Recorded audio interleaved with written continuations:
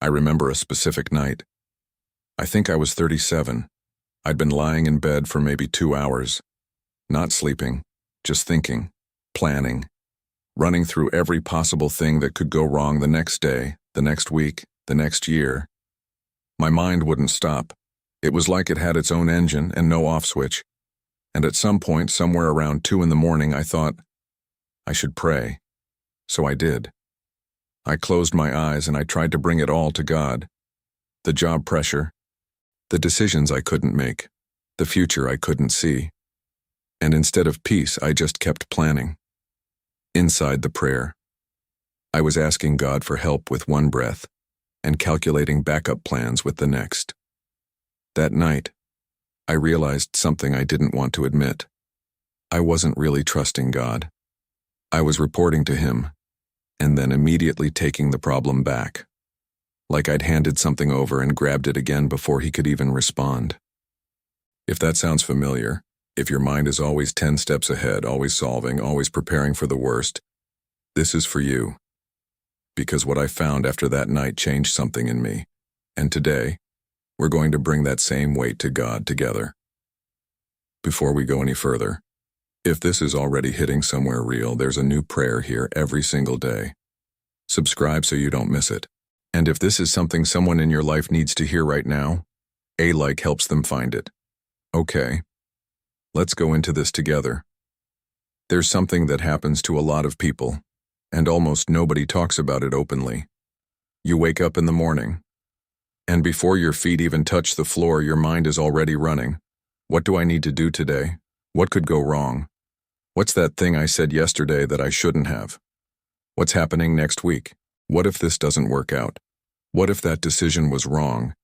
And you carry that all the way through the day, through work, through conversations, through dinner, through the shower, and by the time you're lying in bed at night, the list hasn't gotten shorter.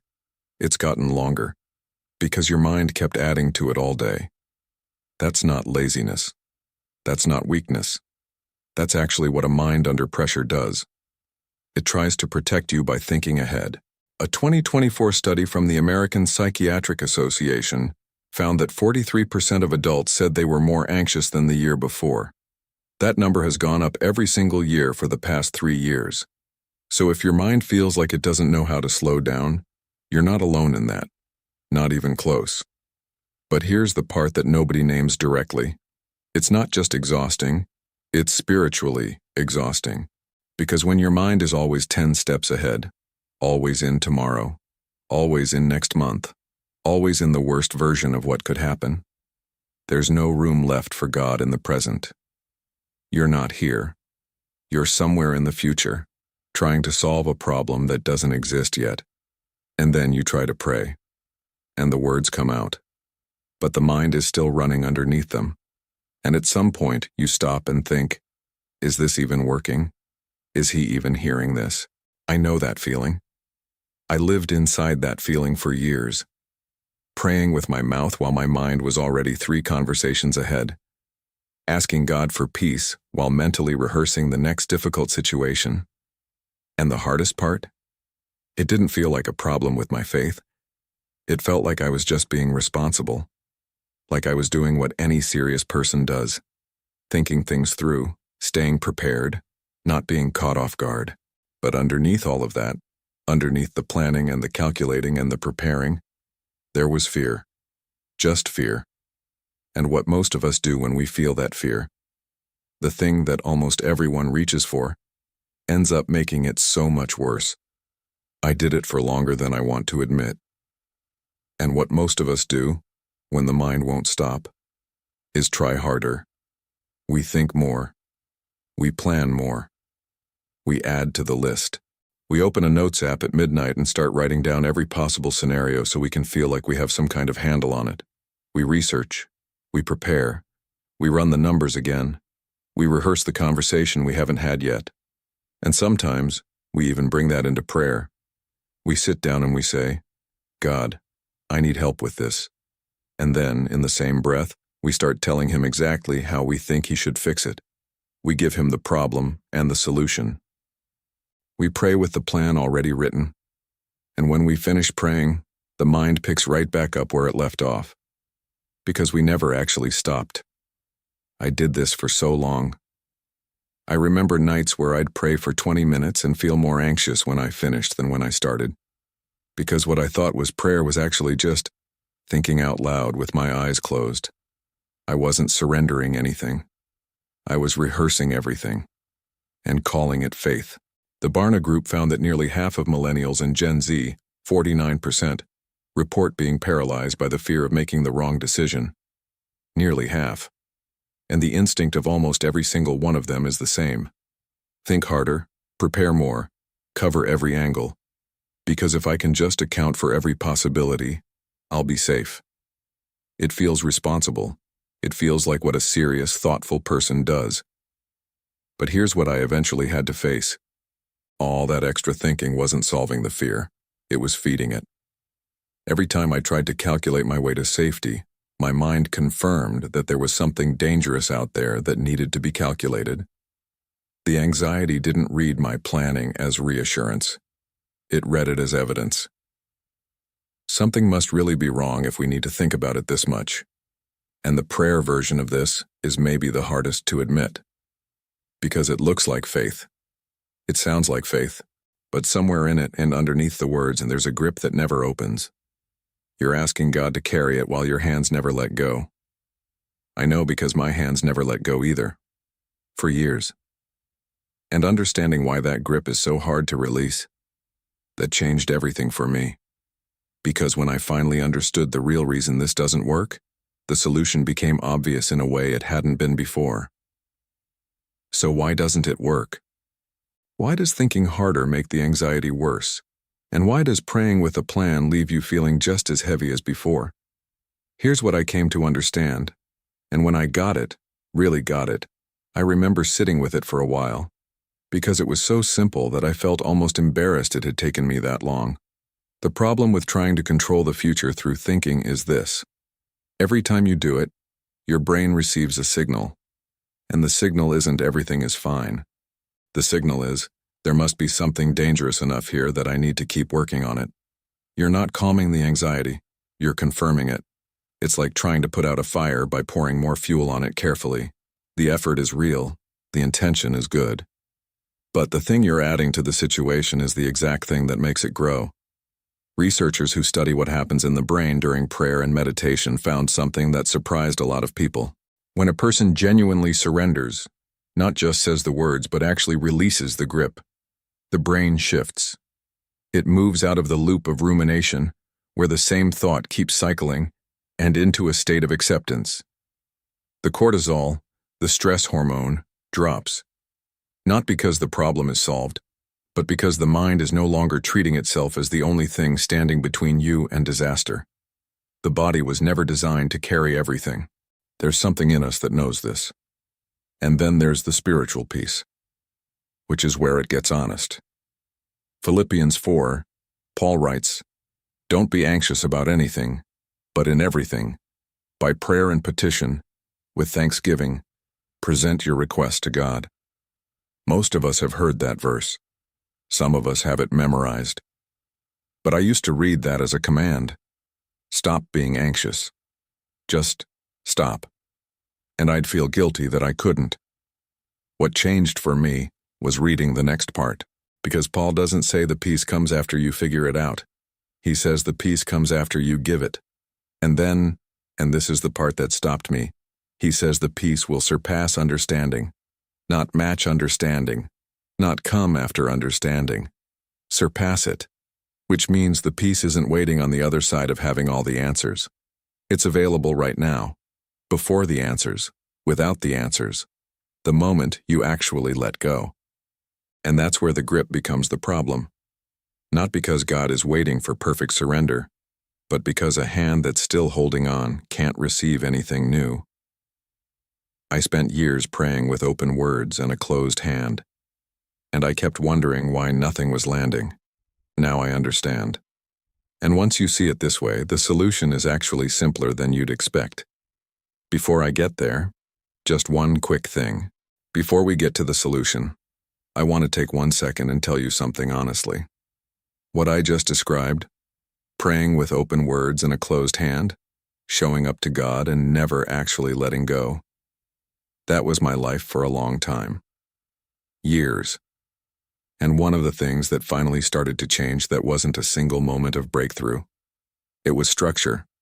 It was having something that made me come back the next day and the day after, even when I didn't feel like it. I didn't have that for a long time. I'd have a real moment of prayer, like what we're about to do together, and then 3 days of nothing. Because the video ends, the moment passes, and there's nothing holding you to the practice. That's why I created 30 Days of Faith, a guided prayer devotional. It's 30 days of guided prayer, written and recorded by me, one for each day, for exactly the kind of weight we've been talking about today. Not a fix, not a formula, just a structure that keeps you coming back. The link is in the description. If you need more than one moment, if you need something that goes with you into tomorrow, that's what it's for. Okay, let's get into what actually works. Okay, here it is. The shift that changed everything for me wasn't learning to think less. It wasn't a breathing technique. It wasn't even praying more. It was understanding what prayer was actually supposed to be and realizing I had been using it wrong the whole time. Here's the difference. What I was doing, and what most of us do, is reporting to God. We come to Him with the problem, we describe it in detail, we tell Him what we need, and then we walk away still holding it. The prayer was real. The words were honest. But nothing was actually transferred. What works is something different. It's surrendering to God. And those two things sound similar, but they are not the same. Reporting says, God, here is what I'm carrying. Please help. Surrendering says, God, I cannot carry this. It's yours now.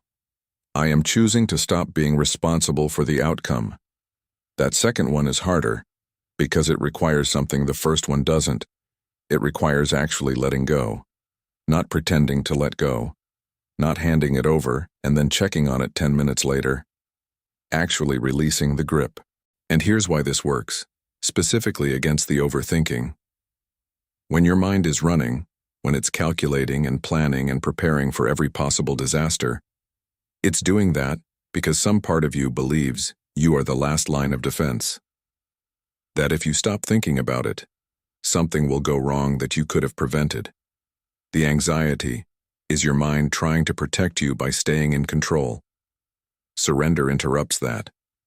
Not by arguing with the fear, not by convincing yourself that everything will be fine, but by transferring the responsibility to someone who can actually hold it. There's a moment in Matthew 11 where Jesus says, "Come to me, all who are weary and burdened, and I will give you rest." Not I will explain the situation, not I will show you the outcome, rest. Which means, the goal isn't information. The goal is release. And Philippians 4, the verse we talked about earlier, it says the peace surpasses understanding, which means the peace isn't waiting for you on the other side of figuring it out. It's available right now, before the answers, the moment you stop treating yourself as the one who has to have them. That night I told you about at the beginning, when I was lying awake at 37, calculating backup plans inside my own prayers. The night things shifted wasn't the night I finally found the answers. It was the night I got tired enough to stop looking for them. I remember saying out loud, almost out of exhaustion, God, I genuinely don't know what to do, and I'm done pretending I do. This is yours. And the quiet that followed wasn't because the problems disappeared. It was because I finally wasn't alone with them. That's the thing that works. Not thinking less, releasing more. Not a better plan, a genuine transfer. Prayer not as a report you file, but as a hand that opens. And once you understand that, once you feel the difference between those two things, you can't unfeel it. Now let me show you exactly how to do it, in practice, today. So here's how this actually works. 3 steps, simple enough to do tonight, specific enough to feel different from what you've been doing. Step 1, name it out loud.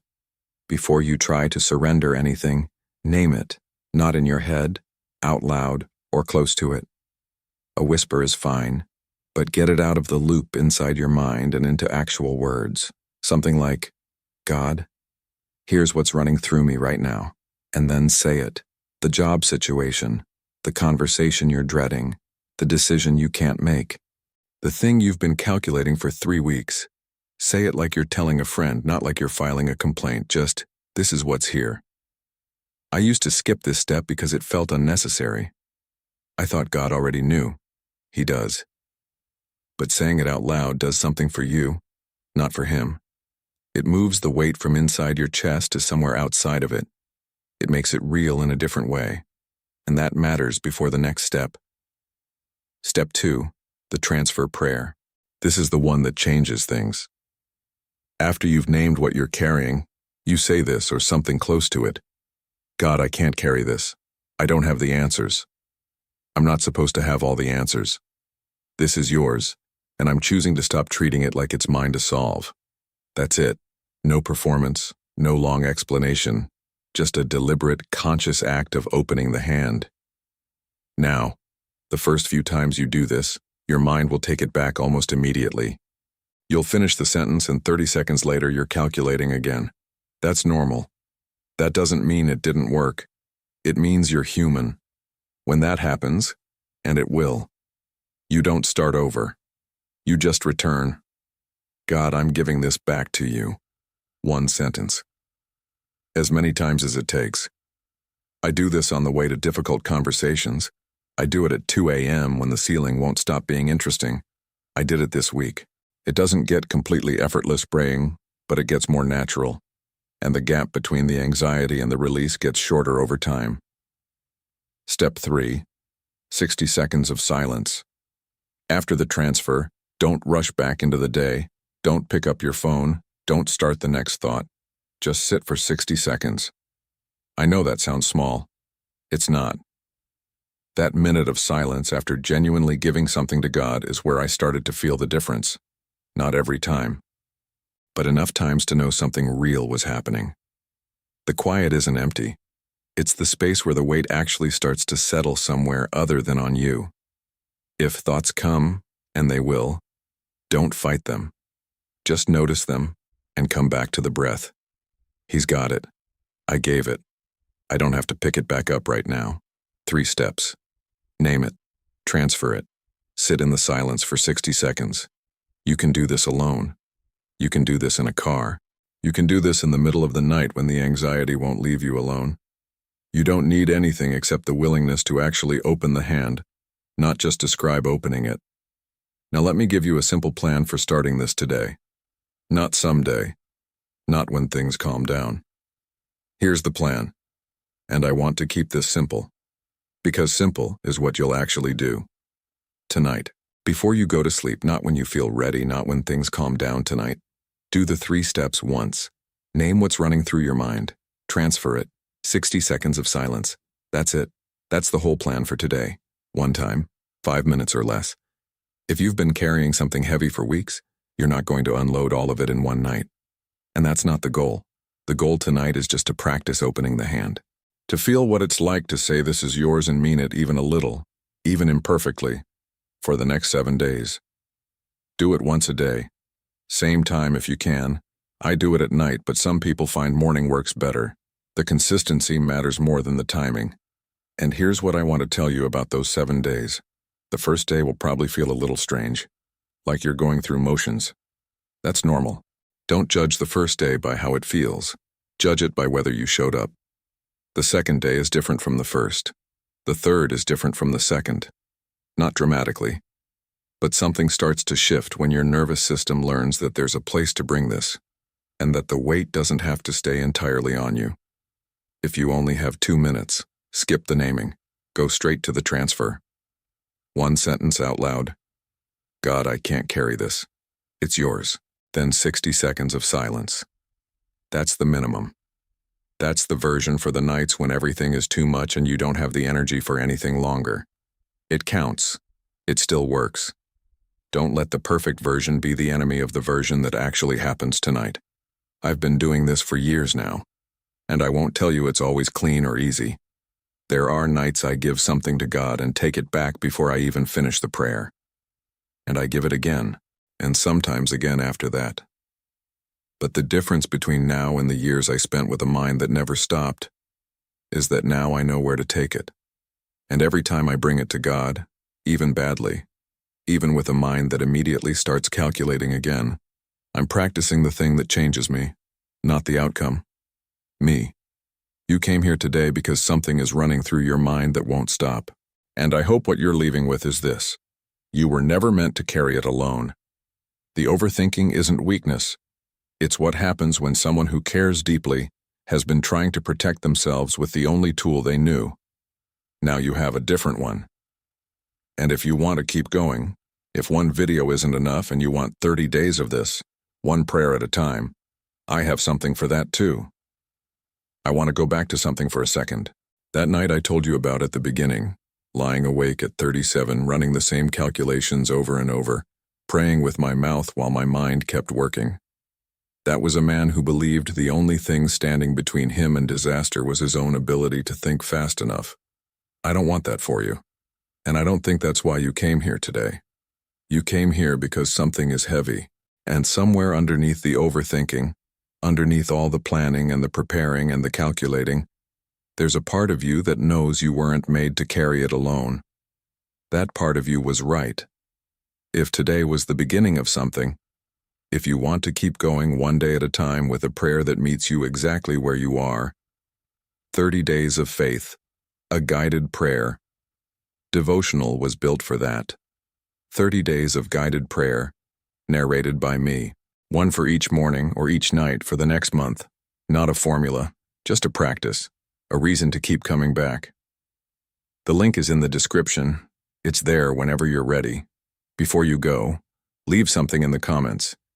Even one word about where you were when you started this video, because someone else is going to find this and feel like they're the only person who thinks this way. And your one word might be the thing that tells them they're not. Share this with someone who needs it. And if you want a new prayer waiting for you tomorrow morning, subscribe. I'll be here. You are not forgotten. I'll see you tomorrow.